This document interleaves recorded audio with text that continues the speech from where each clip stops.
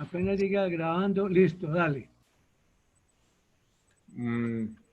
Buenas a todas y a todos los que nos acompañan en esta sesión de la Asamblea Virtual Ambiental Latinoamericana, que se está haciendo como la de la semana pasada, dentro del marco de la Semana del Buen Vivir, Protegiendo los Caminos 2020, una iniciativa donde buscamos entretejer distintas miradas, sentimientos, resistencias, defensas de todas las formas de vida.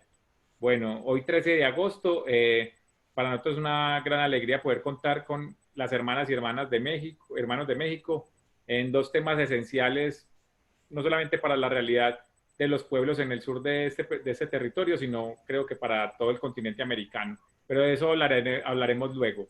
Entonces, simplemente como hacemos en la Semana del Buen Vivir, para que todo fluya, a pesar de las dificultades, vamos a poner una buena vibración.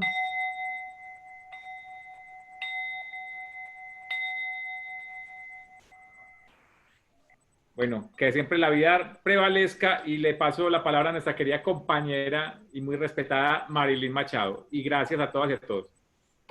Ok, gracias. Gracias Álvaro, gracias Edwin, Lucy, Alicia, Liliana, los compañeros y compañeras de la Asamblea Virtual Ambiental Latinoamericana. Y gracias, enormes gracias a las compañeras y los compañeros de México que vienen a compartir sus experiencias, sus luchas, sus resistencias. La idea es que este es un espacio de complementariedad, de apoyo mutuo, de resistencia conjunta.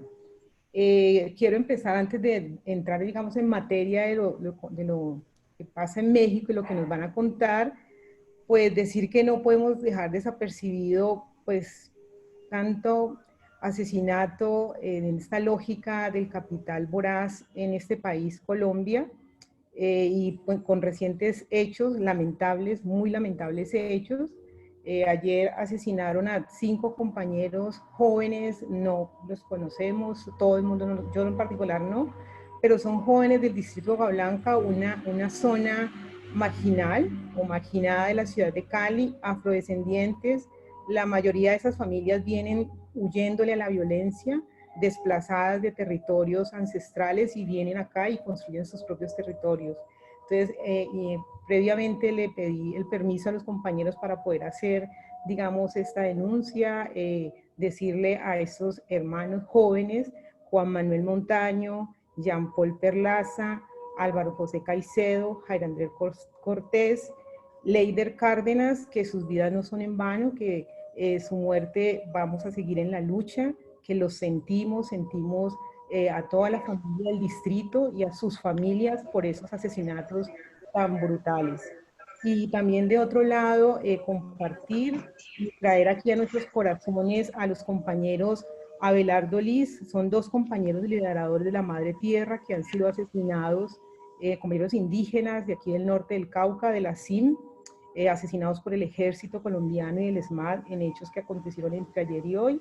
Los compañeros Abelardo Liz del Tejido de Comunicaciones de la CIM y el compañero Joel Rivera, que digamos esta vela es por ellos, para ellos, sentimos que su luz no se va a apagar, que siempre nos van a acompañar y como dice la Guardia Indígena, guardia, guardia, fuerza, fuerza.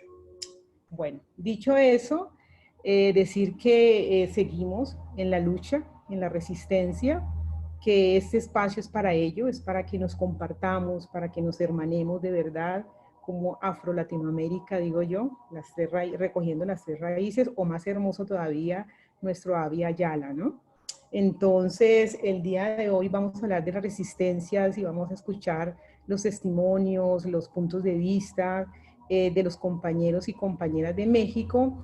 Digamos, hay 2 proyectos específicos, pero sabemos que hay muchos más, entonces ellos van a entrar, digamos, en materia que tiene que ver con el tren que va a pasar en gran territorio virgen, hasta donde se pasa por la selva lacandona, y entonces va a ser un desastre tenaz. No digo el otro nombre del tren porque creo que es un insulto a la cultura de los pueblos indígenas mexicanos. Es el tren de la muerte, el tren del desastre, el tren del ecocidio y genocidio. Ese es el tren. Y haberle puesto ese nombre es absolutamente insultante con las comunidades indígenas. Por un lado ese, y por el otro lado está el proyecto de, ay, se me olvidó, transísmico o transoceánico, ya en otra parte, en Oaxaca, creo. Entonces, ahorita los compañeros van a precisar bien eso, ¿no? Entonces, son esos dos, particularmente proyectos que vamos a conocer hoy, a mirar la resistencia, que sé que el pueblo mexicano, con el presidente actual, pues hubo una votación importantísima, había mucha esperanza en el sentido de que venía, digamos, de otra lógica, venían de otra lógica que decimos de derecha, y Andrés Manuel López Obrador generaba otro tipo de expectativa y de confianza, si se quiere, y ahora está pasando esto, entonces está pasando eso, entonces nos van a contar los compañeros. Entonces, ese es el punto fuerte. Nos acompañan de México las compañeras Valiana Aguilar, Noemí Martínez, de la Asamblea de Territorio Maya Muchimbal, Yucatán, México. Entonces ahí dije los nombres, Valiana y Noemí Martínez. Y Mario Quintero, de la Asamblea de los Pueblos Indígenas del Istmo en defensa de la tierra y el territorio. Y Paco Ayala, ambientalista de la organización Extinction Rebellion. Entonces, ellos van a hacer las intervenciones que tienen que ver con estos megaproyectos asesinos, que ya vamos a enterarnos más. Y un premio un momento antes, Álvaro nos va a contar así muy rápidamente qué es la Asamblea Virtual Ambiental Latinoamericana. Entonces, dale. Bueno, la Álvaro. Asamblea es un espacio co-creado, autogestionado, de compartir experiencias, resistencias, sueños en distintos territorios. Cuando ya nos dijeron que sí, era. Apagamos los micrófonos. Y como experiencia de compartir sueños, caminos, certezas y también encontronazos que tenemos, pues buscamos un mecanismo para poder dialogar sobre eso y a ver cómo vamos tejiendo. Entonces, para la Asamblea es muy importante poder contar con todas esas experiencias, todas las voces, las memorias y juntarnos, porque somos un tejido. Entonces, estamos muy contentos de poder contar con las hermanas y hermanos de México. Gracias, Marilyn. Gracias, querido. Entonces, compañeros mexicanos y mexicanas tienen la palabra. Cuéntenos. Empieza con una panorama, digamos, general, un poco general, el compañero Paco Ayala. Paco, tienes la palabra.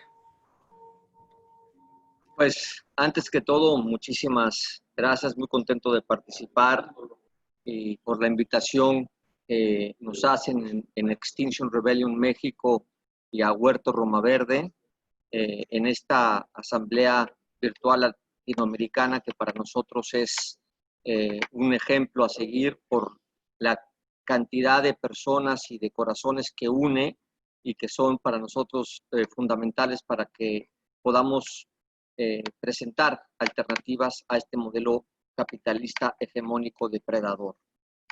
Un saludo a los hermanas y las hermanos del sur global y a todos los pueblos y organizaciones en resistencia que durante siglos han enfrentado la hegemonía dominante del pensamiento occidental y que hoy afortunadamente comenzamos a ver el despliegue, la emergencia de un pensamiento que hermana más con el sentir pensar que de los pueblos originarios.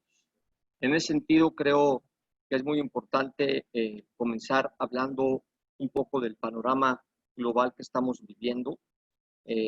No en balde acabamos de pasar los 7.800 millones de habitantes en el planeta y es importante contextualizar que de esos 7.800 millones de habitantes, 550 millones son responsables del 64% de los gases de efecto invernadero. Es muy clara la asimetría que estamos viviendo porque cuando ubicamos a estos 550 millones de habitantes en el planeta, nos damos cuenta que están compuestos pues, por todas las élites de todos los países y por las clases medias de Europa y de Estados Unidos.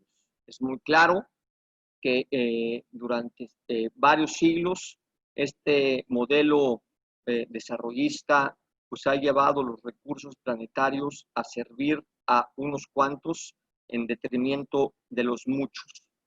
El punto crucial es que esto ya no puede seguir.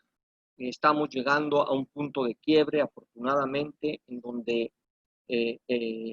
esta situación está llevando a una crisis de paradigma y estamos justamente en un momento muy importante porque estamos en los albores de una forma de hacer y vivir el mundo o estamos ante un panorama terrible que es la extinción. O sea, de ese tamaño es el reto que hoy estamos viviendo.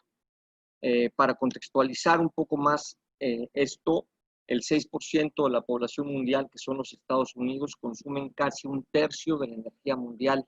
El 20% de los recursos planetarios, el 20% de la población que está compuesta por Estados Unidos, Europa, Japón y una parte muy importante de China, consumen más del 80% de los recursos planetarios. Esta situación pues está llevando a un punto en donde pues ya no es sostenible, ya no es sustentable y ya no estamos ante la posibilidad de generar una resiliencia planetaria, que es la capacidad que tiene los ecosistemas a recomponerse de los impactos negativos que estamos viviendo. Ese es el drama así más general y obviamente pues lo que sucede con los proyectos extractivistas como son el Tren Maya, el corredor interoceánico, que no solamente son estos los proyectos que engloban la situación que estamos enfrentando en México, sino también están interconectados a este saqueo que está sucediendo en el Amazonas, porque son los mismos intereses. O sea, no nos hagamos pelotas, los mismos intereses que están hoy saqueando el Amazonas son los mismos intereses que están respondiendo a la lógica del saqueo en el sureste mexicano. Y en ese sentido, es importante contextualizarlo porque es un problema geopolítico. O sea, no se trata solamente de decir no al tren mal llamado Maya, no al tren Maya ni al corredor interoceánico porque sí, sino porque se inscribe dentro de un modelo de desarrollo que ya no es posible seguir soportando en estos momentos en donde la situación que estamos viviendo es de suma fragilidad en los ecosistemas globales. No podemos seguir atizando la depredación de recursos naturales y la pérdida de biodiversidad sin plantearnos el problema de las pandemias, el problema de las migraciones, etcétera, etcétera, etcétera. Entonces, ¿qué es lo que sucede? Que esta crisis civilizatoria, esta crisis que Occidente está enfrentando, pues la estamos viviendo en toda su magnitud. Y evidentemente lo que también es real es que esto no puede seguir sucediendo en el marco de un planeta que tiene recursos finitos. No podemos seguir suministrando la cantidad de recursos que Europa y Estados Unidos y los mal llamados países del primer mundo principalmente requieren para seguir teniendo su estado de confort. Eso ya se acabó y tenemos que ser muy claros y muy puntuales en defensa justamente de los recursos naturales y de la bioculturalidad, de que eso no puede seguir siendo sostenible. Y aquí, efectivamente, lo que estamos viviendo en el sureste de México es la entrega del sureste a cambio de la aceptación de Washington, del norte global, de la presidencia de Andrés Manuel López Obrador, ¿no? O sea, seríamos muy ingenuos que pudiéramos pensar que Andrés Manuel llegó únicamente por el voto de 30 millones de mexicanos en una democracia representativa que sabemos que es una gran farsa y que llega solamente por el hartazgo al preamperredismo. Llega porque está avalado por Washington y a partir de ahí se decanta toda una serie de cuestiones que tienen que ver con el ejercicio del poder y de las formas electorales que efectivamente garantizan la segunda transición simulada de este país. La primera la tuvimos con Vicente Fox, la segunda transición simulada la tenemos con Andrés Manuel López Obrador, que le dan un margen de acción social, efectivamente, pero que hace intocable el modelo neoliberal que ha sido el que ha justamente garantizado el suministro de los recursos financieros, naturales, etcétera, a ese norte global que requiere justamente de estos recursos para seguir sosteniendo esta gran farsa capitalista.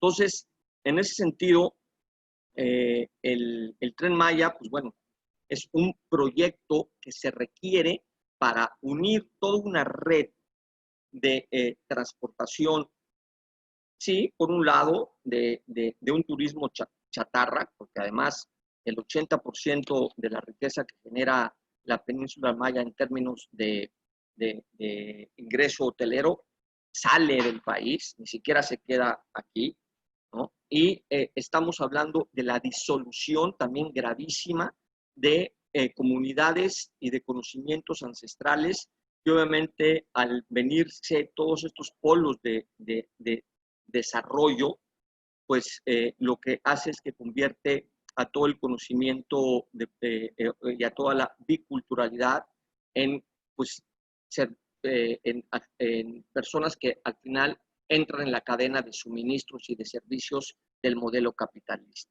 Se convierten en taxistas, se convierten en mucamas, se convierten, ¿no? Y se pierde la riqueza culinaria, las tejedoras, o sea, en fin, toda esta parte que creemos que es importantísimo para preservar la diversidad de México en todos sus sentidos. Entonces, el corredor transísmico, pues bueno, es la nueva frontera, hay que decirlo como es la nueva frontera y es el proyecto que curiosamente Andrés Manuel López Obrador se opuso durante muchos años del llamado Plan Puebla-Panamá y del Plan Mérida. Hoy, lo que estamos viviendo en el sureste es la implementación del Plan Puebla-Panamá y la implementación del Plan Mérida, contados desde una narrativa diferente, pero que es justamente la posibilidad de crear una frontera para frenar la migración que desencadena justamente el modelo desarrollista depredador que hace que pueblos tengan que migrar hacia el norte porque es el lugar donde se concentra la energía y los recursos. Entonces, ahí es el freno que están poniendo para poder evitar que la población llegue a más arriba. Es un tema migratorio, es un tema también, o sea, tenemos 25,000 soldados, que se llama hoy Guardia Nacional, tenemos 25,000 soldados custodiando esa frontera. Es, es parte de lo que justamente se pacta también con Estados Unidos para la firma del nuevo Tratado de Libre Comercio del TEMEC, ¿no? Que México asuma este compromiso de frenar la migración en ese punto. Y obviamente sí, con la cuestión de generar empleos mal pagados, pero no solamente estamos hablando del Tren Maya ni del corredor transísmico, estamos hablando de 10 polos industriales que se van a crear ahí para justamente poder hacer que el tráfico de Panamá, de barcos de Panamá, se concentren en el Golfo y en el Pacífico. O sea, es un tema también que ahonda una nueva forma de comercio que le conviene, pues, evidentemente, a Estados Unidos de manera muy clara y principal. Estamos hablando de estaciones que van a generar polos de desarrollo, estaciones de tren, son 3 estaciones, en donde hablan de un ordenamiento territorial, pero estas estaciones lo que están generando es una especulación inmobiliaria que ya está comenzando, que obviamente va a repercutir de manera muy significativa en el uso de suelo, en las selvas, ¿no? O sea, van a llegar ahí a querer hacer hoteles, a crear servicios, etcétera, con los impactos sociales, culturales y ambientales que esto significa. Entonces, sí estamos hablando de un tema que nos repercute no solamente a la región de la península y del sureste mexicano, sino es una implicación a nivel regional que obviamente se conecta con el tema del Amazonas. O sea, no podemos dejar de tener esta visión sistémica del problema, porque entonces estamos perdiendo el foco de lo que está sucediendo a nivel global. Hoy tenemos que dar una lucha por la vida. Tenemos que dejar muy claro que no podemos seguir repitiendo los modelos de desarrollo que no han generado riqueza, sino pobreza. Es muy claro lo que está sucediendo en América Latina, en África, en Asia.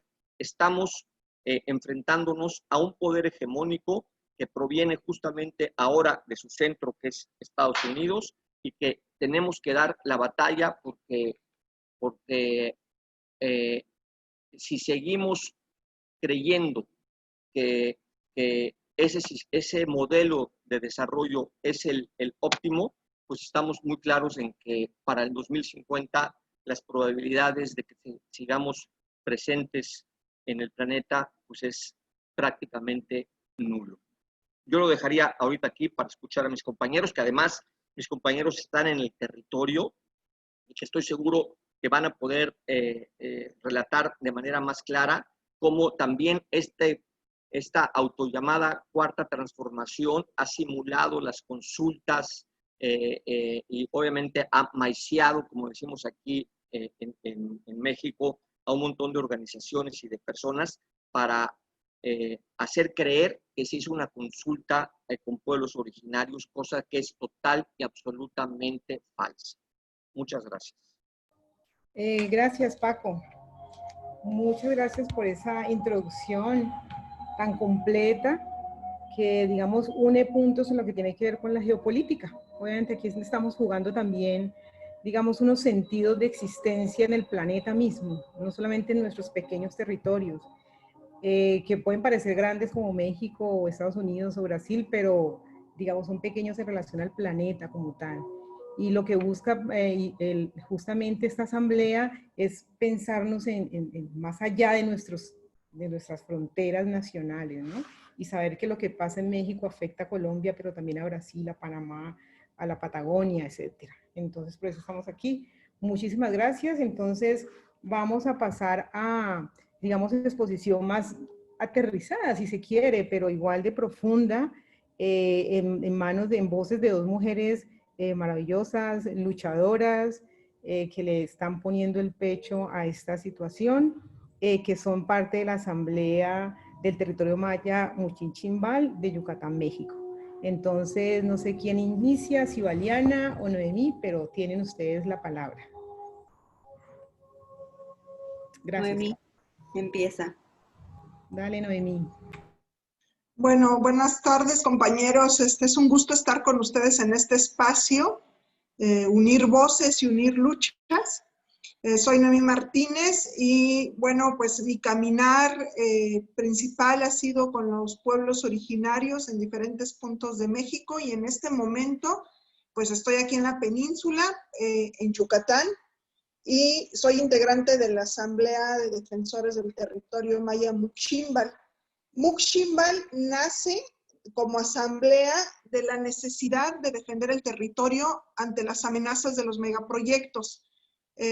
Como estos megaproyectos han venido afectando el territorio de muchas maneras, principalmente el despojo de tierras y todos los conflictos que se derivan del despojo de tierras. O sea, hay una violencia muy fuerte hacia las comunidades mayas, porque aparte de quitarles su tierra, afectan todo lo que es su territorio, que tiene que ver con su cultura, su identidad, su lengua, sus formas de vida. Y actualmente nos estamos enfrentando a una lucha muy fuerte contra el gobierno federal, que es el Tren Maya. El mal llamado Tren Maya, porque pues también eso es una violencia hacia la comunidad maya, que le pongan maya cuando está amenazando, y ya lo dicen los documentos de la Fonatur, que el etnocidio puede tener un giro positivo. Entonces es una amenaza directa hacia el pueblo maya. Este tren, nosotros como Asamblea de Defensores del Territorio Maya decimos no al tren, porque sabemos que va a traer muchos impactos ambientales, impactos sociales, y que va a repercutir grandemente en la forma de vida de la comunidad maya. Todavía no está el tren rodando y ya se están sintiendo los estragos. Ya hay especulación de tierras, ya hay despojos, ya hay hostigamientos, ya hay amenazas. ¿Sí? De por sí el territorio de la península ya ha sido muy vulnerado previamente por otros megaproyectos, como son los parques eólicos, fotovoltaicos, las granjas porcícolas, la siembra de soya, toda esta cuestión de los transgénicos. Todo esto nos está afectando en la península, y una de nuestras grandes preocupaciones, que de hecho metimos unas medidas cautelares, una solicitud de medidas cautelares a la CID, es por la cuestión del agua. Nuestra agua está en gran peligro porque de por sí ya está contaminada. Ahora imagínense con el excesivo turismo que va a llegar a través de este tren, pues va a haber una sobrecarga y un sobreuso y una sobreexplotación del agua, y tiene que ver con la contaminación. Y obviamente vemos desafortunadamente que los estudios de impacto ambiental que entrega Fonatur, pues son estudios que no están completos, estudios que tienen muchas lagunas, muchas contradicciones, y ya lo han explicado muchos especialistas de la región. Hay científicos, hay académicos que son gente especializada en estos puntos importantes, y el gobierno no ha querido escuchar. Entonces, nosotros como asamblea, pues estamos en este proceso, en esta lucha legal con amparos también, y pues vemos que el sistema judicial, pues ¿qué pasa? Que está a la orden del Poder Ejecutivo, y como decía el compañero hace rato, este tren ya amenazaba antes, o sea, esto ya venía de otros sexenios amenazando, y ahorita supuesta cuarta transformación está ejecutando, llevando a cabo este tren. Es un tren etnocida, y lo dicen en sus mismos documentos, y ahora lo quieren justificar. Y vemos que este tren no fue solicitado por las comunidades mayas, o sea, las comunidades mayas se las están imponiendo y no están respetando el derecho de libre autodeterminación de las comunidades. Y estos derechos están en la Constitución, están en tratados internacionales, y el gobierno no, pues es como si no existieran para él. Los procesos legales que hemos llevado a cabo en la península pues han sido obstaculizados. Sí, y esto es importante denunciarlo, porque no resulta que esta supuesta cuarta transformación, que se supone que es de izquierda, pues nos damos cuenta acá que es una izquierda que sirve a la derecha y que sirve a los intereses de empresarios y a los intereses de Estados Unidos, y amenaza grandemente a las comunidades mayas. Entonces nosotros estamos alzando la voz y estamos dando fundamentos importantes del por qué no se quiere el tren. Prometen un desarrollo con este tren, un desarrollo que es desde una visión occidentalizada y colonizadora. Y esto es una violencia también a las comunidades mayas, porque no están respetando su visión de vida, no están respetando sus derechos de libre autodeterminación. A las comunidades mayas les quieren imponer ese tren y quieren comprar la voluntad de los pobladores, prometiéndoles derechos humanos que el Estado mexicano debería proporcionar a las comunidades, como el agua, la educación, la salud. Entonces, quieren de algún modo influenciar en este sentido a las comunidades para que acepten el tren. Además que, como bien decía el compañero, la consulta, sabemos que fue una consulta amañada, una consulta que no cumplió con los estándares internacionales, y lo dijo la misma ONU. Y entonces esta consulta pues no representa la voluntad del pueblo o de la mayoría del pueblo. Porque a la mayoría de estas informaciones y de estas consultas, ¿quiénes participan? Algunas autoridades ejidales, algunos comisarios, pero ellos no representan toda la voluntad del pueblo o de una comunidad. Entonces, no es válida para tomar en cuenta, pero sin embargo, las consultas vemos que son una herramienta para legitimizar el despojo a las comunidades mayas. Entonces, es preocupante porque además sabemos de todos los daños ambientales que va a traer el tren, también va a traer daños sociales muy fuertes, porque va a haber un rompimiento del tejido social, va a haber un desplazamiento, y ya están sintiendo esos estragos los compañeros de Campeche, que misma Fonatur pagó $5.5 millones a ONU Habitat para que los apoyaran en despojar a las comunidades de Campeche de sus casas, de su territorio. Y eso es algo muy grave.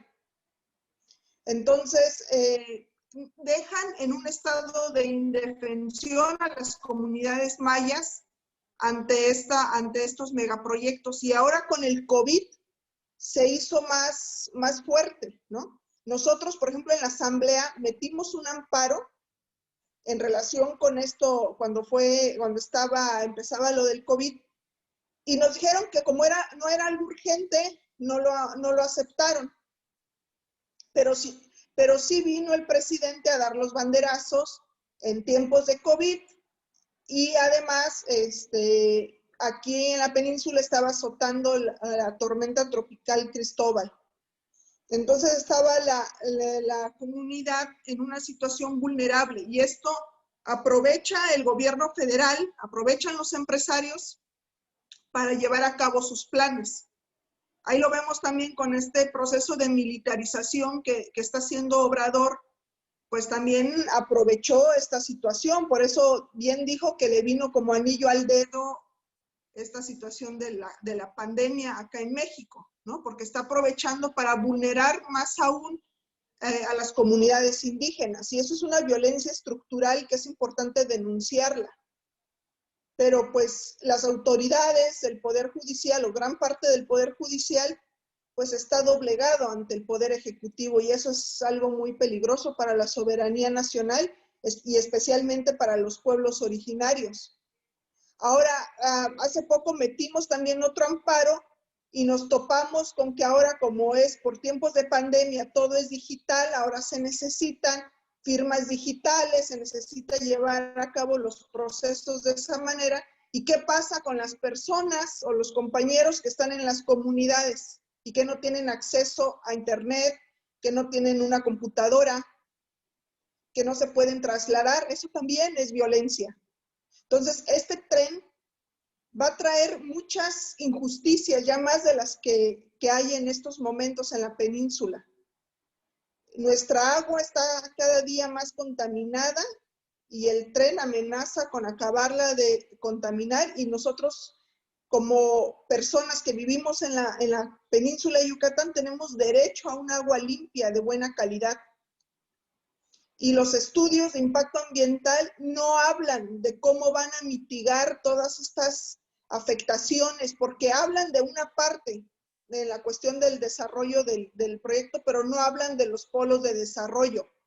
No dan información completa de todos los daños que van a traer estos polos de desarrollo, ni ambientales ni sociales. Y este proyecto, pues sabemos que va a traer en sus vagones aumento de violencia, aumento de injusticia, aumento del narcotráfico, de prostitución, de trata, de todos esos problemas que ya hemos visto acentuarse año tras año en la mal llamada también Riviera Maya.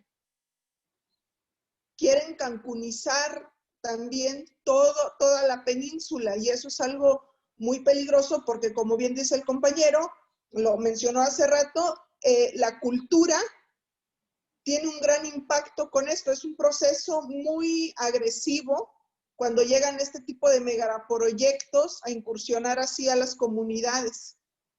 Se afecta la identidad cultural y estos trabajos que prometen, si tomamos en cuenta que el director de la Fonatur dice que los indígenas pueden ir a pedir hasta limosna si quieren, pues si son esas sus ideas de progreso para la comunidad indígena, pues está muy jodida la cosa, ¿no? Porque quieren a los indígenas para folclorizar su trenecito, o sea, es como un atractivo visual, ¿no? A los mayas los quieren utilizar como un atractivo visual para su tren, para sus hoteles y como servidumbre de los turistas. Entonces, están pensando en los mayas desde esa visión colonizadora que pues ya no es posible seguir sosteniendo esos modos de hacer esas imposiciones a las comunidades. Entonces, estamos en esa lucha y seguimos, compañeros, y vamos a seguir. O sea, no es una lucha que no va a parar, porque no se va a permitir que se siga imponiendo esos megaproyectos de esa manera tan nefasta y sin ningún cuidado hacia la vida humana, ningún cuidado a la naturaleza. Han golpeado mucho a la naturaleza, la han violentado mucho y no entienden, estos empresarios, no entiende el gobierno que para las comunidades mayas, así como para los demás pueblos originarios, la naturaleza es parte integral de su vida. Las comunidades originarias no están separadas de la naturaleza, como lo están las personas que tienen una mentalidad occidentalizada. La naturaleza es una madre para ellos, no es un ente separado al cual hay que explotar, sino se vive, sí, de la naturaleza, se adquiere alimento de la naturaleza, pero de una forma armónica, integral. Entonces, este tren amenaza con destruir esa relación mística, espiritual y ancestral que tiene la comunidad maya con sus territorios. Y actualmente pues ya está violentada y esto amenaza con violentar aún más. Entonces, pues bueno, esa ha sido parte de nuestra lucha en la asamblea y le cedo la palabra a mi compañera Valiana. Gracias. Gracias, Noemí. Gracias a los compañeros y compañeras que nos invitaron a este espacio. A Marilyn, que hace ya años que nos conocemos, ¿no? Muchas gracias por esta apertura del espacio. Y pues bueno, compartirles, gracias Noemí por dar tu palabra y pues bueno, ahí nada más tejer así rapidito unos puntos, ¿no? Primero que nada es este mal llamado Tren Maya, como bien se dice. No es un tren que se haya pedido desde las comunidades mayas, para empezar. No es algo que nosotros hayamos dicho o hayamos preguntado o hayamos dicho queremos un tren. Esto es lo último que tenemos en nuestra mirada actualmente. Tenemos otras cosas mucho más importantes que hacer de nuestra vida y cómo relacionarnos con la vida que un tren. Lo otro es que vemos que este tren es un tren impuesto totalmente y ya sabemos cuáles son las intenciones de este gobierno y de los gobiernos en general, no importa si son de derecha o de izquierda, es exactamente lo mismo, porque es esa estructura vertical, patriarcal, la que crea esas condiciones de imposición siempre y de despojo y de etnocidio Hace 200 años discutían en el Congreso cuando se creó México sobre si iban o no a matar a los indígenas como hacían en los Estados Unidos en el norte. Y hoy lo siguen discutiendo también en ese mismo espacio del Congreso. Están discutiendo ahí si van a matarnos o no y no tienen ni siquiera cuidado en decirlo. Lo ponen en los documentos que el etnocidio tiene un giro positivo. Se me hace increíble todavía, o bueno, sí se puede creer porque esa estructura podrida de arriba que es el gobierno, es obviamente, no puede haber otra cosa más que venga de ellos que no sea el despojo y la destrucción de las comunidades. Y bueno, ante este despojo y destrucción, lo que tratamos de hacer es organizarnos. ¿Cómo nos organizamos? Pues con lo que sabemos hacer los pueblos, mediante las asambleas, mediante el Muchmeyá, mediante el Tzikbal, mediante todas estas prácticas de enraizamiento de la vida colectiva, es como nos reafirmamos y luchamos también. Por eso nosotros nos llamamos Asamblea Muchimbal, que significa caminando juntos. ¿Por qué? Porque ese es el horizonte de vida que queremos para nuestros pueblos, no un tren que ni siquiera pedimos. No queremos servir a los turistas porque quieren que nuestro proyecto de vida como pueblos sea el servir a más turistas. Nosotros rechazamos completamente esa idea y ese panorama que nos quieren imponer y que se llama desarrollo.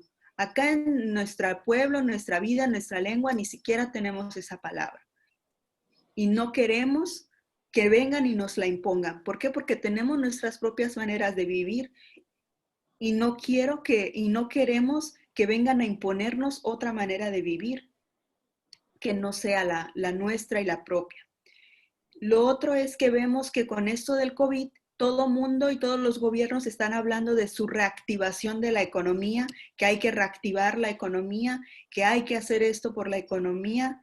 Y vemos que la forma de reactivación efectivamente de lo que se le nombra como economía va a ser a través del despojo. Y no va a ser a través de un simple despojo de tierras, va a ser a través de la militarización de la vida. ¿Por qué? Porque acá vemos perfectamente el tramo 6 y 7 del mal llamado Tren Maya, la concesión se la dio el gobierno a los militares, a la Sedena. Entonces, ahí está claro cómo lo que va a pasar por ese tren o por donde va a pasar ese tren viene con la violencia militar y viene sí a madrearnos a los que nos vamos a poner ahí contra ese tren. No viene en un son de construcción, de vida, ecológico, lo que sea. No, viene con una muerte en su lado. Viene cargando todo eso dentro. Y pues bueno, lo que tratamos de hacer es como igual en ese proceso como jóvenes, es tratar de incluir a más en esta lucha, tratar de hacer nuestras propias prácticas colectivas, estar en la defensa en lo legal, pero también en la defensa comunitaria, en la defensa de nuestra tierra, en la defensa de cómo volvemos de nuevo a hacer nuestra milpa, hacer, no sé, en el sur se dice chacra, de volver a las asambleas, de volver al cariño también, de volver a todas estas prácticas que nos hacen ser lo que somos y a tomar sobre todo acuerdos de lo que sí queremos y rechazar lo que no queremos. Y lo que no queremos ahora es un tren que trae esta carga de muerte. Cancún está a 4 horas de aquí. Muchos de nuestros parientes de aquí del pueblo han tenido que emigrar a Cancún o a la Riviera, a la mal llamada Riviera Maya, y nos cuentan todo lo que pasa ahí. Sabemos toda la violencia que carga hacer todo una infraestructura para servir al turismo. Y eso también ha podrido ese espacio que se llama Cancún. No queremos que eso llegue a nuestros pueblos. No queremos que esa violencia llegue también aquí. Y por eso estamos luchando, porque al final, pues la lucha es por la vida. Y si bien es un tren que va a traer toda esta carga de muerte, no solo es un tren que nos va a afectar a nosotros y a nosotras, es un tren que va a afectar a todas y a todos, que así como dice, está conectado lo que hacemos con la Amazonía, con lo que está pasando en el sur, toda esta carga de muerte va a venir a afectarnos, porque no solamente vienen esos megaproyectos, vienen otros más, como el de las eólicas, que justo ahora en la comunidad tenemos que luchar y se luchó contra este proyecto eólico que viene y que es un proyecto que viene desde Europa, ¿no? Que viene con intereses de España, con intereses de México, o sea, que debemos de cuestionarnos también esta parte de cómo nos afecta realmente el nivel de consumo de las personas y esto que se le dice desarrollo y cómo afecta esto también en las comunidades. Y bueno, pues lo dejaría hasta ahí porque ya, para darle paso a otros. Ok, muchísimas gracias. Escuchar muy importante la voz de estas mujeres que están ahí al frente, igual de Paco. Y ahora seguimos con Mario, sin antes decir que sabemos que el tren como tal, hasta donde sabemos, afecta directamente a cuatro estados mexicanos, ¿no? Chiapas, Tabasco, Campeche y Yucatán. Pero el tren, el corredor oceánico, digamos como que pasa por Oaxaca, por Oaxaca, ¿sí? Y también por Veracruz, es lo que sé. Entonces Mario Quintero nos va a explicar eso, va a ver si algo de lo que dije tengo razón. Y Mario y gracias, muchas gracias, Valiana y Noemi. Creo que ahí es claro el planteamiento que ustedes dicen de todas las dinámicas, digamos, organizativas y toda la población, jóvenes, mayores, mayoras, mujeres, hombres que están ahí al unísono haciéndole frente al tren. Entonces, Mario es de la Asamblea de los Pueblos Indígenas del Istmo en defensa de la tierra y el territorio. Nos va a contar de varias cosas, pero va a contarnos más sobre el famoso corredor industrial transoceánico de Tehuantepec. Dale, Mario. Bienvenido. Muchas gracias, Marilyn. Mucho gusto a todas y todos. Gracias por estar aquí y escucharnos el día de hoy. Yo soy Mario Quintero. Como ya presentó, el nombre de la organización es un poco largo. Entonces, vamos a decirle la asamblea, para que sea más sencilla, la asamblea del Istmo, como le decimos. Y yo les preparé una pequeña presentación que pues solemos ocupar. No sé si me puedes habilitar para compartir pantalla, Marilyn, o quién. Edwin nos da para que seas también anfitrión y entonces ahí puedes compartir pantalla. Entonces, ok, en lo que sucede eso, pues sí, como ya los ha comentado el compañero Paco y ahorita los compañeros de la península, sí es un tema complicado estos proyectos que están ocurriendo hoy en día. Es meramente pues una cuestión totalmente geopolítica lo que pues está ocurriendo en nuestra región, ¿no? Y en el país. Mario, te hago una sugerencia, apaga tu cámara porque hay como mucha interferencia, entonces de pronto si apagas la cámara tu voz no se suena tanto una interferencia por ahí de pronto, pero tu compartir pantalla que siga. Ok. Solo la cámara. Ok, sí se apagó. Ahí estás compartiendo, dale a ver, y si no pues sigues así. Ahí va bien. Sí, está bien. Bueno, como digo, nosotros somos la Asamblea de los Pueblos Indígenas del Istmo en Defensa de la Tierra y el Territorio.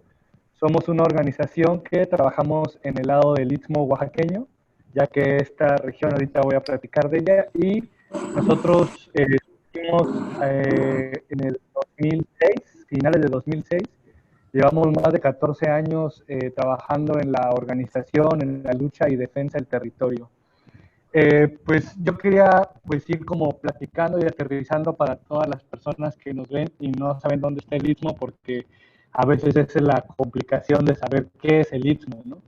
El Istmo es esta región estrecha del país que lo comprende en 4 estados: Oaxaca, Veracruz, Tabasco y Chiapas. Casi siempre se habla más del Istmo desde Oaxaca, porque hay toda una identidad construida, y pues son diversos municipios aquí en el estado de la región Istmo, de diferentes pueblos indígenas, ¿no? Hay más de 11 pueblos indígenas en esta parte del estado de Oaxaca. Y, por ejemplo, en esta diapositiva que les comparto, es un poco la región. Como se ve, como pueden ver, hay un manchón verde, ahí muy grande. Esa es la selva de los Chimalapas, uno de los reservorios de biodiversidad y de agua más importantes del país y de esta zona, ya que escurre hacia dos cuencas principales, la del Pacífico y la del Atlántico. Como nosotros voy a compartir mi experiencia de Oaxaca, sigo con una imagen de los megaproyectos aquí en el Istmo Oaxaqueño. El Istmo Oaxaqueño ha sido ambicionado históricamente, ¿no?, por todas las grandes potencias. Desde 1860 se inician los estudios por parte de Francia para hacer una evaluación de qué era mejor, si hacer un corredor marítimo o un corredor seco, ¿no? Por la cuestión de la forma de los ríos en las montañas, era mejor poder hacer un ferrocarril, lo cual pues con lo largo de los años se va concretando. Pero Estados Unidos, antes de concretar el canal de Panamá, de meterse ahí para que se concluyera, intentó invadir la región del Istmo de Tehuantepec, aquí del lado de Oaxaca. Primero, pues, metiendo diversas, ¿cómo se llaman estos? Pues sí, grupos habitantes estadounidenses, para después declarar independencia. No les funcionó, y después intentaron hacer un asedio armado, el cual tampoco funcionó. Entonces, desde allá a nosotros nos queda claro la ambición de Estados Unidos sobre este territorio, por la cuestión geoestratégica de la zona más delgada del país, y que pues justamente es una frontera natural que pues hoy en día la quieren ocupar para esta frontera sur de todos los hermanos centroamericanos que vienen pues huyendo de estas políticas neoliberales. En este mapa se pueden ver las manchas naranjas, que son concesiones mineras, y hay unas manchas rosas y azules, que son los parques eólicos que se han instalado aquí en la región. Sobre eso continúo con un mapa del potencial eólico en la región del Istmo de Tehuantepec. Este es un mapa que se elaboró en 1994, que fue financiado por la USAID, por la Agencia de los Estados Unidos para el Desarrollo Internacional, y que justamente instalaron el primer parque eólico de 3 aerogeneradores en la venta, y para poder hacer esta evaluación de los fuertes vientos. A partir de ahí, a la fecha, actualmente existen 28 parques eólicos instalados. De estos 28, 25 son privados, en su mayoría empresas españolas. Y literal, con la siguiente imagen que les voy a mostrar, las empresas agarraron un mapa y se partieron en polígonos y decidieron decir, este es mío, este es para ti. Entonces, estos son parte de los polígonos y los proyectos que ya están, unos que están en proyecto, otros que quieren construir. Y pues, como pueden ver en este mapa, las manchas amarillas, que son centros de población urbana, pues los parques eólicos están todo alrededor. Esto ha tenido un impacto pues fuerte, porque esta zona pertenece al corredor mesoamericano de migración. Como les enseñaba en una primera imagen, este reservorio, que es la selva de los Chimalapas, es el punto de cruce de toda la fauna del norte con la del sur. Hay estudios científicos de cactáceas que están en estas partes de los desiertos áridos de California, y que van a través de cientos, miles de años caminando hacia el sur, ¿no? Transportándose por semilla, por aves, por todo. Entonces, imagínense que estos 28 parques eólicos son arriba de 2.100 aerogeneradores, los que generan casi 400 megawatts de energía. Obviamente, su mayoría es energía industrial, y para la industria hay 4 proyectos eólicos que son de industria minera, y pues no hay beneficio alguno para las comunidades, como ya sabemos. Antes de este proyecto ha habido otras promesas y proyectos de desarrollo aquí en la región. Como les comentaba en un principio, era el ferrocarril transísmico, ¿no?, que era todo Coatzacoalcos, Veracruz, a Salina Cruz, Oaxaca, que se extendía esta ruta que hoy le llaman tramo 1 del mal llamado Tren Maya hacia Puerto Progreso, en Yucatán. de Coatzacoalcos para allá, y de aquí de Salina Cruz, Oaxaca, hacia Tapachula, con la frontera en Guatemala.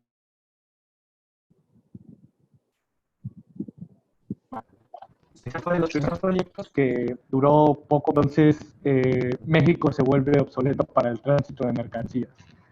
Después, en los años 60, aquí hacen una presa, la presa de Jalapa del Marqués, y hacen todo un sistema de riego en la región para cultivos de caña y de arroz. Fracasa, y en la siguiente década hacen la refinería de Salina Cruz, con este boom petrolero que azotó el país, ¿no? Entonces, ha sido una región, Veracruz, Oaxaca, donde ya se han probado diferentes proyectos del supuesto desarrollo desde el Estado y desde las empresas, que no han generado pues ningún beneficio, ningún bienestar, ningún desarrollo a las comunidades indígenas, afromexicanas, campesinas que habitan la región. Al contrario, se crea pues toda una problemática. Por ejemplo, aquí como organizaciones fuimos de las que iniciamos con esta denuncia de cómo el viento, este recurso, bueno, este bien natural, ¿no? Esta vida que tenemos y que pues está en nosotros y respiramos, empezaba a tener este valor en esta especulación internacional que a partir del protocolo del Kioto en 1970, pues esto de los bonos de carbono hizo que generar energía eólica, energías renovables a partir de eólicos o fotovoltaicas fuera prioridad. Entonces tenemos grandes empresas españolas que estaban en quiebra hace algunas décadas y que al invertir aquí en el Istmo recapitalizaron y ahora siguen invirtiendo en más proyectos, no solo de energía eólica aquí, sino en todo el país y en otros países. Es importante, pues eso, ¿no? Mencionar que esta lucha que se ha dado contra los proyectos eólicos es una lucha permanente, es una lucha constante por el territorio, porque lo que genera es división, conflictos entre las comunidades, entre familias, muertos. Es un tema muy delicado y que sin resolver este problema de desigualdad, de injusticia que trajo estos proyectos, pues este gobierno anuncia el proyecto de este llamado corredor transísmico, corredor interoceánico, programa de desarrollo integral del Istmo, pero nosotros de manera popular le decimos el megaproyecto del Istmo. Y prácticamente, como en esta diapositiva de los compañeros de Geocomunes, lo que van a hacer es unir los puertos de Coatzacoalcos y Salina Cruz para que puedan reducir el tiempo de carga y descarga de buque a buque. Actualmente en Panamá, y por la situación de que pasa un buque y tiene que haber una fila de espera, tardan casi 10 días de buque a buque en carga y descarga. Si este proyecto se logra por la angostura y la infraestructura que ya hay y pretenden modernizar en la región, quieren concretar esto en 12 horas. Entonces, pues claro, para el gran capital y para los capitales internacionales, pues es una prioridad. Y que este proyecto es preocupante porque no solo se trata de un tren, o sea, ya lo han dicho los compañeros, no es un tren, esto es un corredor, esto es un muro, y no solo es un corredor de tránsito de mercancías, es un corredor energético.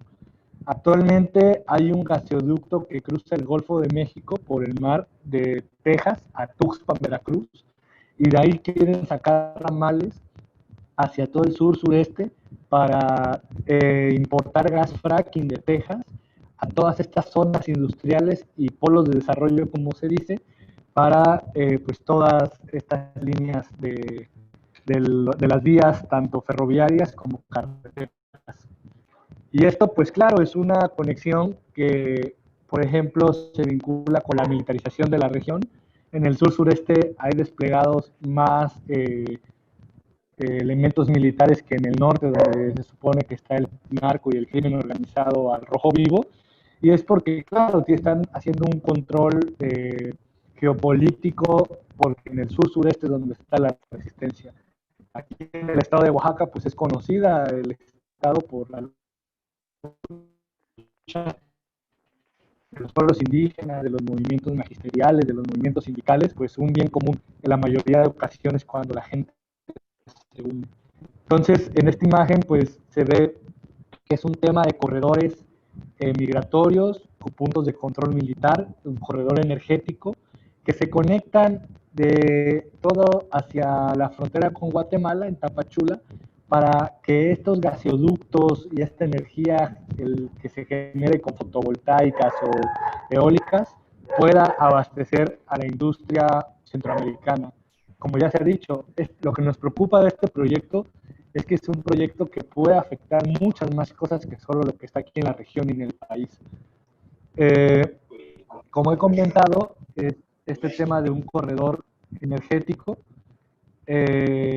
por ejemplo, lo que ya está en operación son varios oleoductos de 48 pulgadas, de 30 pulgadas, de 12, de 16, y lo que quieren pues es poder modernizar y duplicar la cantidad de oleoductos y gasoductos que cruzan por la región. Aquí hay denuncias y demandas de pueblos enteros contra derrames de crudo, de arsénico, de amoníaco, pero pues sin embargo el gobierno hace oídos sordos.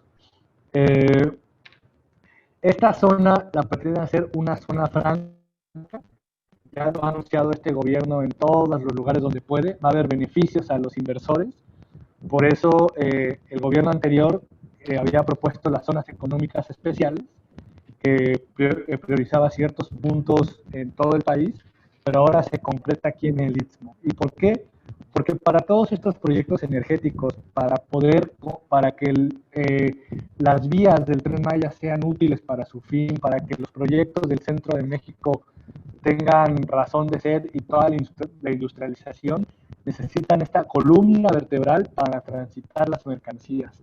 Son pues megaproyectos complementarios, claro, porque por ejemplo, aquí en esta línea se ve pues todo este tramo 1 que hoy le llaman del mal llamado Tren Maya y la del corredor interoceánico, es una red de puertos, una red de estaciones ferroviarias para que no ocurra lo de Panamá, que los barcos estén esperando.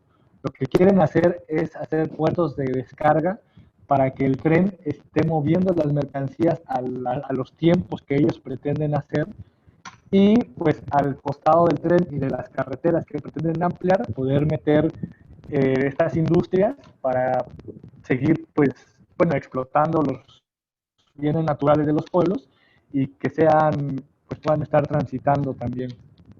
Esto es como más específico. En este mapa se puede ver del lado de Coatzacoalcos, pues las mercancías viajan hacia Estados Unidos y Europa. Ahí se ven las manchas amarillas que pretenden ser los polos de desarrollo. Esta mancha color ocre es toda la zona libre, toda la zona franca, o sea, es gigante, son, me parece, 50 kilómetros de ancho por 300 de largo, y esta es la parte de Veracruz. Ahora, del lado de Oaxaca se va hacia el otro extremo de Estados Unidos, hacia Asia, Centro y Sudamérica, y lo mismo. Es toda una franja, es un muro sin ladrillos, es un muro que pretende captar, como lo dice el plan de migración de este gobierno, la mano de obra de los centroamericanos para poder abastecer esta industria emergente. ¿Y qué quieren hacer con esto? Pues es un reordenamiento total del sur-sureste mexicano. El norte de México, más diría la frase famosa de pobre México, tan lejos de Dios y tan cerca de Estados Unidos, pues es que ya ha sido no solamente política y económicamente controlado por este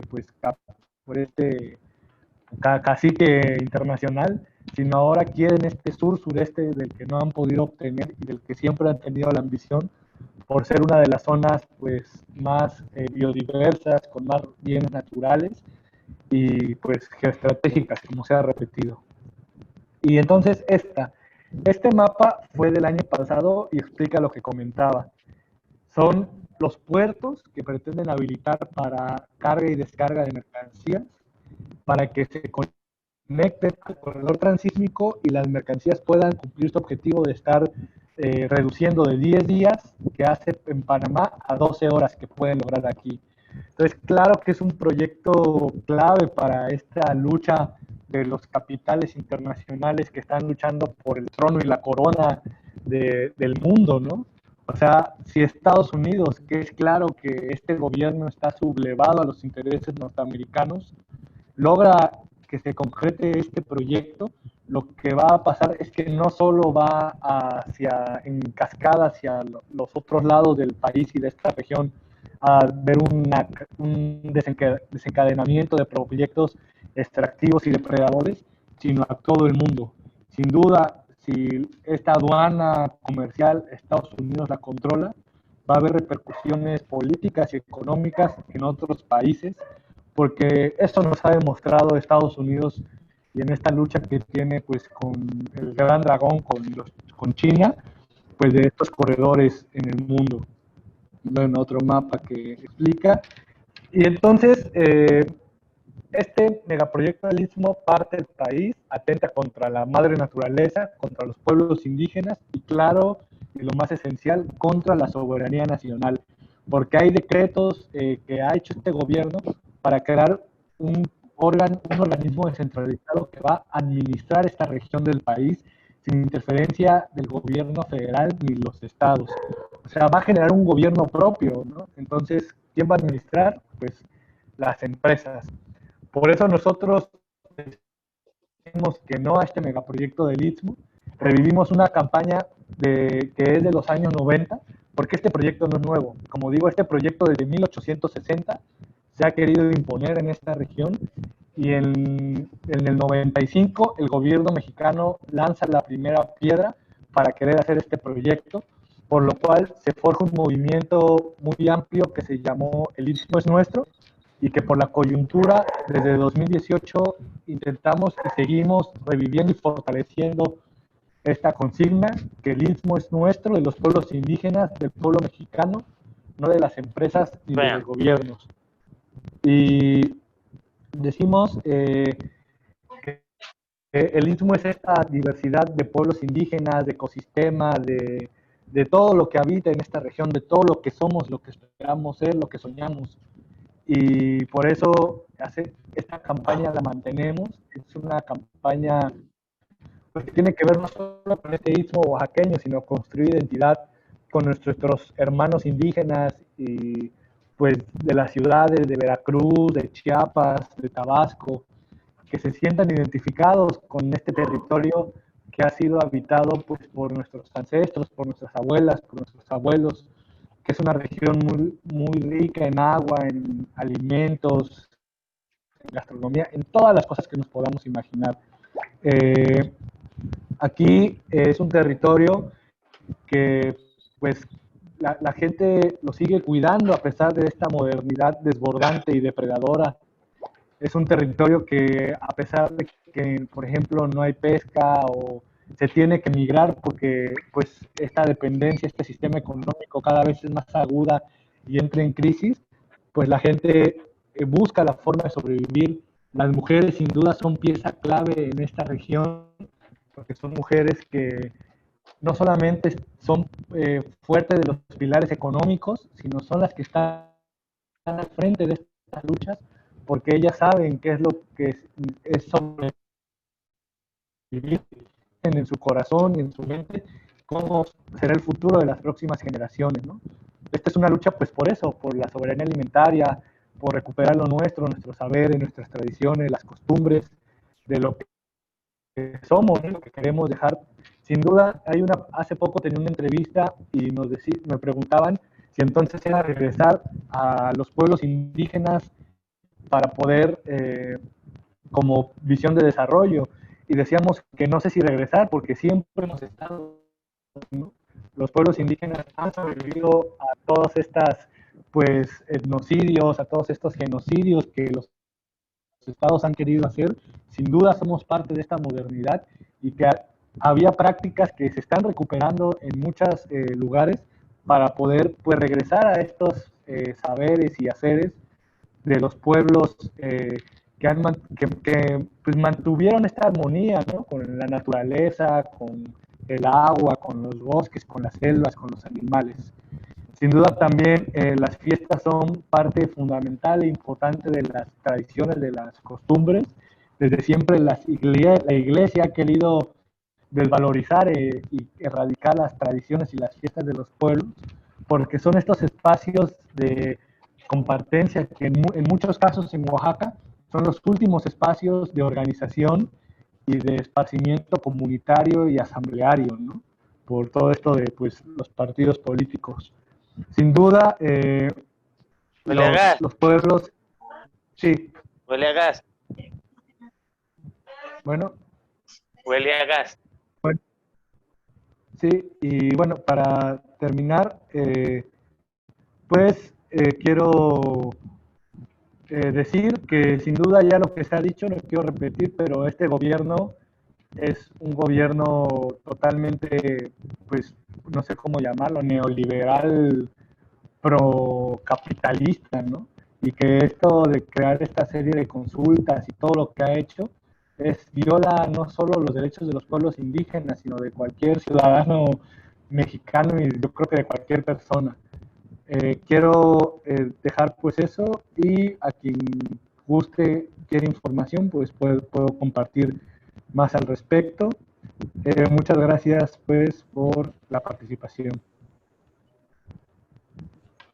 Ok, muchísimas gracias Mario por esa intervención tan gráfica que nos ubica muchísimo mejor en lo que los que no conocemos bien el territorio mexicano. Decir también, como lo está escribiendo Edwin, aquí en Colombia también hay una resistencia muy fuerte con respecto a todo el tema del tapón del Darién. Se está haciendo resistencia, se ha hecho consulta previa, la gente ganó ese proceso de consulta previa articulado entre indígenas y comunidades negras. Entonces ahorita sigue pues la participación de todos y de todas, los que estamos aquí en la asamblea. Empezaríamos, no sé si Liliana quisieras expresarnos un poco nuevamente la propuesta que hay del pronunciamiento, por un lado, que ya Paco ha estado haciendo aportes y Edwin también. Alicia quiere hacer una pregunta, entonces hagamos un orden de darle la palabra a Liliana para que nos concrete un poco la idea que lanzó, de pronto todos no la leímos, y luego le damos la palabra a Alicia. La idea es que hagamos preguntas a los compañeros y no tenemos tanto tiempo como siempre, a las 7:50 debemos ir cerrando, pero creo que sí podemos hacer unas 4 o 5 intervenciones bien interesantes para ir concretando y que los compañeros que han intervenido también han hecho sus intervenciones, nos digan cómo podríamos también apoyar esa resistencia. Liliana, luego Alicia y alguien que más quiera intervenir nos plantean por aquí. Listo, Liliana, dale. Gracias, Marilyn, y gracias a nuestras compañeras y compañeros de México por contarnos sobre lo que se está haciendo allí frente a este megaproyecto. La propuesta es básicamente que a lo largo de las sesiones de la Asamblea se han venido contando, se han venido compartiendo justamente los efectos que tienen diferentes proyectos, diferentes políticas desarrollistas en nuestros países. Y también se ha venido desarrollando el Pacto Ecosocial del Sur. Una de las propuestas es que esta asamblea justamente sea el brazo de fuerza de ese pacto social, ecosocial, específicamente digamos, en la temática ambiental. Entonces la propuesta es que juntemos estas experiencias, que armemos un contexto del sur global, de manera que le dé esa lectura, ¿cierto? Esa referencia a ese pacto. Básicamente es reunir estas experiencias en un documento y que podamos socializarlo y sumarlo al que ya existe para el Pacto Ecosocial del Sur. Y bueno, ha habido otras opiniones en el chat. Muchas gracias y bonita noche. Listo. ¿Implicará eso también que convoquemos a los demás compañeros de Brasil, de Argentina, que han venido también participando para que hagamos ese documento conjunto? Gracias, Liliana. Alicia, querida, sigues en la palabra y luego sí. José Salcedo. Gracias. Gracias. Sí, totalmente de acuerdo con la propuesta de Liliana de aunar resistencias y hacer una propuesta común, porque realmente las estrategias neoliberales, ecocidas, son las mismas con respecto a la justicia aliada a los gobiernos, las falsas estrategias que ellos dan diciendo que hay licencia social y siendo todas mentiras y realmente estafas para asentar y avalar sus planes ecocidas. Le quería preguntar a Mario si la línea, porque estuve viendo el mapa y no me quedó claro, si la línea del Tren Maya se combina con el corredor transísmico. Si de pronto en un momento tienen una conectividad o no. Es esa la pregunta, Mario. Listo, dale Mario y espera José. Sí, sí, de hecho, claro que se conecta, es lo que compartía, que es un corredor ferroviario y portuario que necesita la columna vertebral del corredor transísmico para agilizar las mercancías. Entonces, de hecho, es Coatzacoalcos, Veracruz, a Escárcega, Campeche, de Escárcega, Campeche a Yucatán. Es la vía vieja del viejo tren porfirista de hace décadas, ¿no? Entonces, y sí, y es eso, creo que sí. Y nada más quería, aprovechando, comentar que sí me parece esa propuesta, creo que es de la compa Adriana, de poder hacer ese documento del mapeo del extractivismo en el continente, quizá desde esta idea de los corredores que están habilitándose. Gracias, Mario. José, tienes la palabra y yo luego tengo una pregunta, luego de José, para creo que todas. Bueno, muy buenas noches para todas y todas. Desde aquí, desde Colombia, un gusto saludarles y escucharles a los hermanos aquí presentes en estas luchas en los diferentes territorios. Yo sigo siendo muy reiterativo al tener la oportunidad por segunda vez de escuchar desde diferentes territorios a personas como ustedes que al igual que personas acá hacemos una legítima defensa de la madre tierra y de toda nuestra naturaleza. Y es que yo no sé, este rompecabezas gigante que nosotros en la medida de nuestras luchas hemos logrado identificar las fichas, a qué nivel se conectan, porque pues entendemos que aportan a un sistema desastroso que es el capitalismo, un capitalismo totalmente agresivo contra la vida en todo su contexto, pero escucharlos a ustedes es evidenciar un poco lo que sucede en este territorio y en otros, bajo las mismas prácticas permisivas, inclusive que se voltean y vulneran las constituciones, las leyes y los derechos de los pueblos. Y me refiero que en el caso puntual de la lucha como más inmediata que tenemos nosotros acá, que es contra la multinacional Grupo de Energía de Bogotá, con las redes de transmisión eléctrica, que no solo es un problema en Colombia, sino en diferentes latitudes del planeta, que pasa a ser la joya de la corona de todo lo que tiene que ver incluso con la conectividad a Internet, porque eso es el canal por donde se transmiten los volúmenes de energía que alimentan esa necesidad social en el planeta, no digamos que en un 100%, pero sí en la elite del planeta que tiene ese beneficio, porque hay otro lado del mundo que no lo tiene así.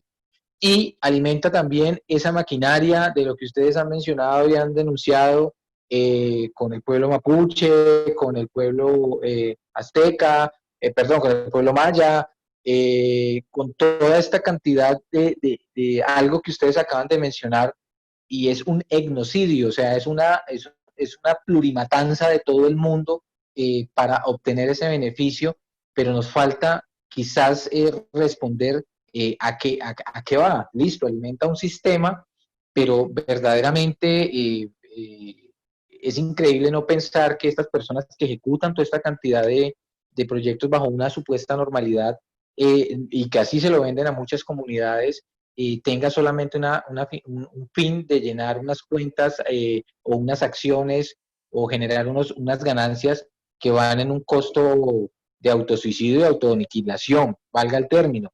El contexto de lo que les menciono, que no es nada distinto a lo que pasa a los diferentes territorios, es tenemos nosotros esa respuesta de más allá de ese capitalismo, de ese sistema de gobierno corruptos y de esos empresarios que le apuestan a esto, finalmente, ¿cuál es el fin de destruir todo y dejar absolutamente nada más que cifras irrisorias? Es una pregunta que quiero dejar en el contexto del espacio. No sé si de pronto estoy errado en mi planteamiento, pero sí me gusta ir mucho más allá y más en estos momentos de luchas tan difíciles en Colombia, en donde hace horas nos matan a compañeros y compañeras, nos desaparecen, y no solamente pasa aquí, sino que pasa en todo lado. Entonces, ¿qué costo estamos aportando en la defensa y con qué finalidad? Si hay un panorama posible de poder romper ese ciclo eterno de violencia en todo el contexto y en todo el entorno de la vida. Ahí lo dejo para no extenderme un poco más y muchas gracias nuevamente por la invitación a estos espacios. Listo, gracias José. Creo que nos pones en una pregunta que siempre nos estamos haciendo también, ¿no? Cuando uno escucha tanto avance de este capitalismo, ahora es como que, uy, ¿qué proponemos? Y digamos, hay resistencias y tal, pero estamos, digamos, pensándonos en propuestas, o que pensar en la transición, pensar en el post-extractivismo. Claro, se pregunta, ¿cómo se concreta eso? Creo que un elemento interesante que se está planteando es lo que Edwin nos está compartiendo del Pacto Social del Sur. Lo vamos, Edwin ahí colocó el link para que lo miremos, digamos, y es una serie de temas que, digamos, evocan y nos convocan y nos motivan para que vamos aterrizando ese qué hacer, porque a veces pareciera que es tan fuerte el capitalismo que no hay mucho que hacer y las resistencias parecen muy pequeñas, pero se están dando y hay que trabajar articuladamente, que se nos junta con el documento, que luego el documento es qué más, ¿no? O sea, no nos podemos quedar solamente en pronunciamientos, sino que esa juntanza de pensarnos y en hacer esos análisis también nos debe llevar a unas acciones interesantes. Entonces tiene la palabra Gines y luego Joaquín, cada uno tiene 2 minutitos máximo, porque recordemos que nos vamos a las 7:50. Dale, María Gines, y luego... Hola, buenas noches con todas y todos. Da dolor mirar que en todas partes se están haciendo, y como lo dice el otro compañero, un etnocidio, un ecocidio y algunos de ellos con mayor o menor, pero con la voz de las comunidades no se escucha. Yo en Colombia, que se les ocurrió pensar en que podían construir una hidrovía.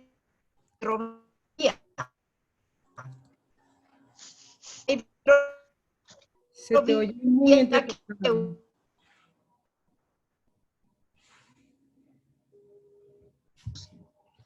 Se te oye muy entrecortado. Al extremo sur de Colombia y el puerto de Buenaventura. Y ese puerto...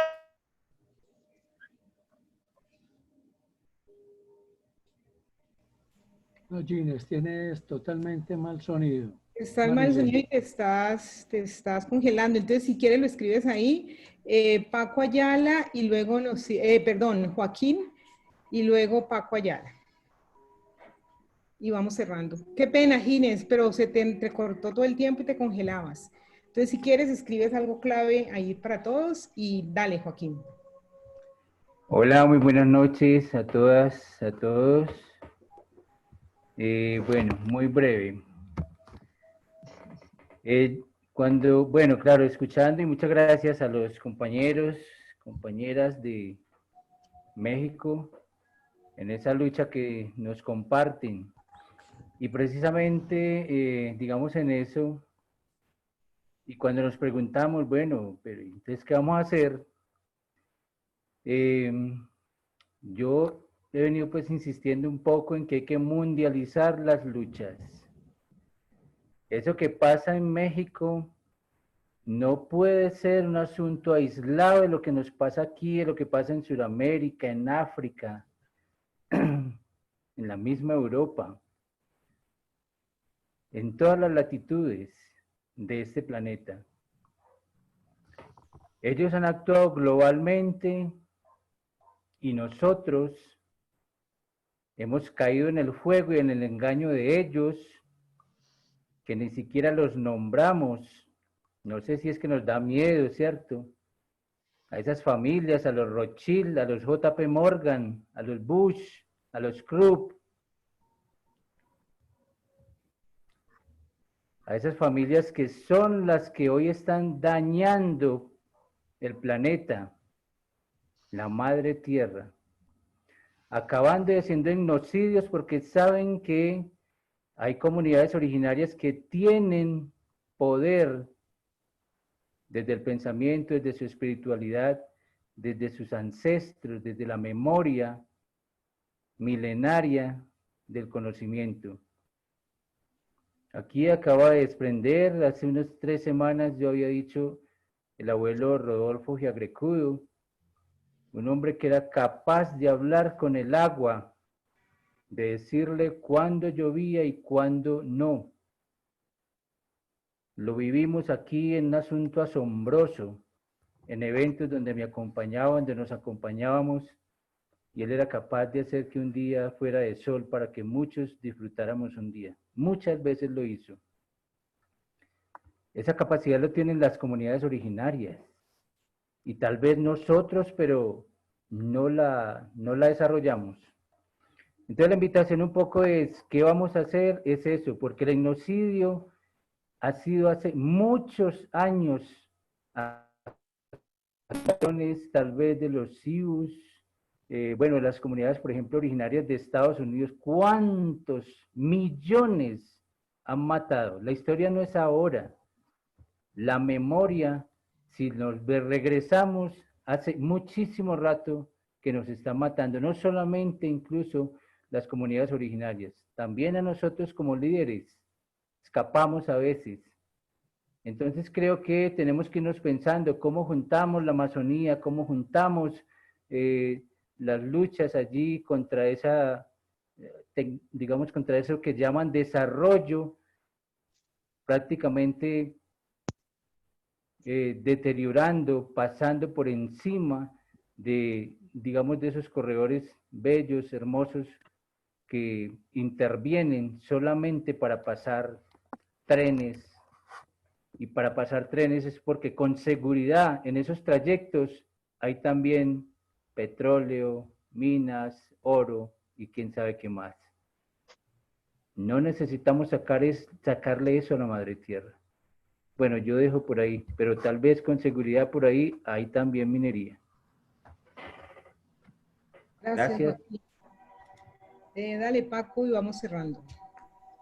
Muy brevemente, bueno, creo que Joaquín acaba de decir algo de lo que yo quería comentar, es justamente que no podemos nosotros seguir en la ingenuidad de que los problemas que pasan en la Amazonia, en Panamá, como hace rato escribió Edwin, aquí en Chimalapas o en La Candona, etcétera, son problemas regionales. Tienen que ver con una lógica de desarrollo que está al servicio de un modelo de expoliación que está perfectamente bien circunscrito a un modelo económico que sirve a unos cuantos. O sea, Blackstone, Cargill, JP Morgan y todas estas organizaciones financieras, operativas, de distribución de alimentos, de transporte, financieras, etcétera, responden a una lógica que trabaja de manera homogénea en todo el mundo. Y por eso tenemos que nosotros plantearnos un esquema de lucha y de resistencia en donde lo que pasa en el Amazonas nos repercute en el corazón de lo que pasa aquí y viceversa. Tenemos que entender eso. Por eso a mí me encanta el Pacto Ecosocial del Sur, que lo he venido siguiendo.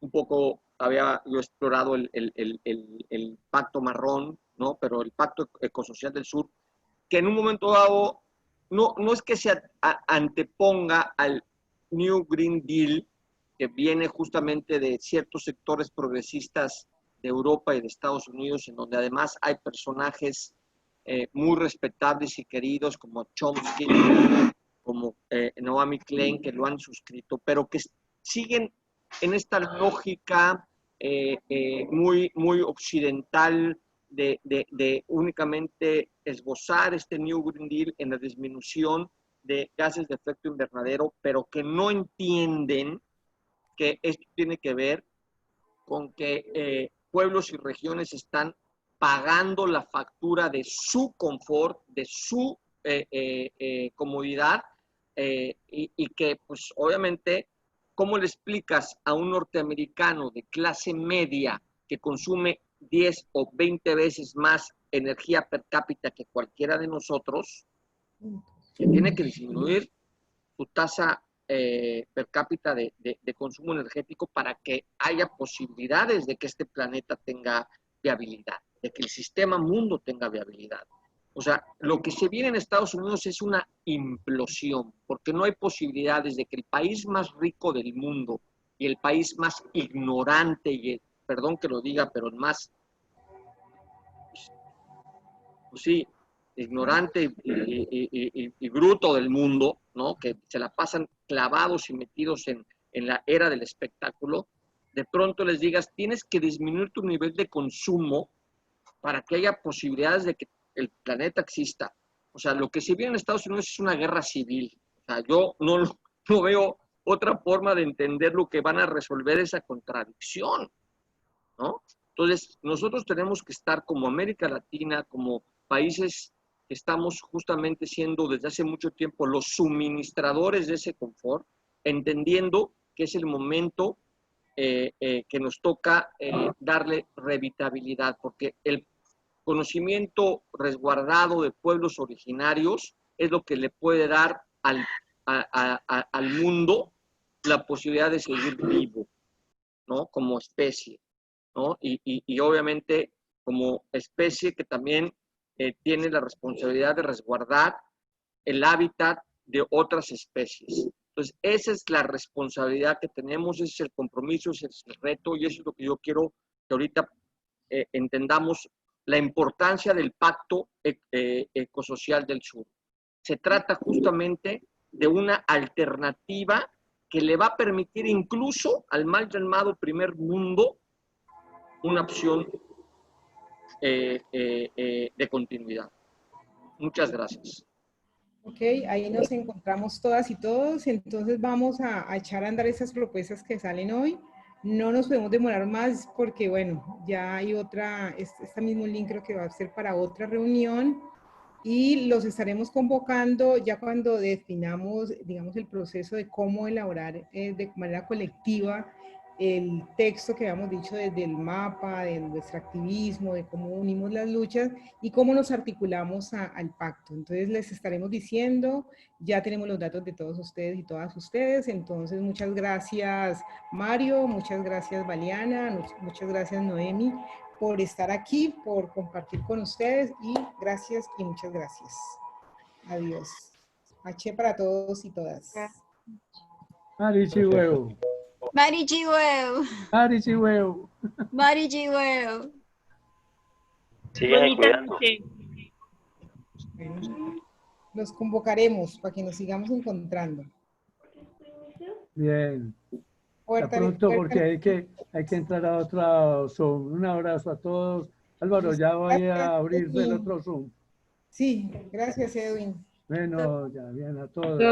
Gracias. Chao. Chao. Chao Liliana, chao Paco, todo el mundo. Vamos para otro Zoom. Chao. Bueno, chao. Mantemos enzundados. Chao. Chao. Jorge Eliezer, un abrazo y gracias por tu participación.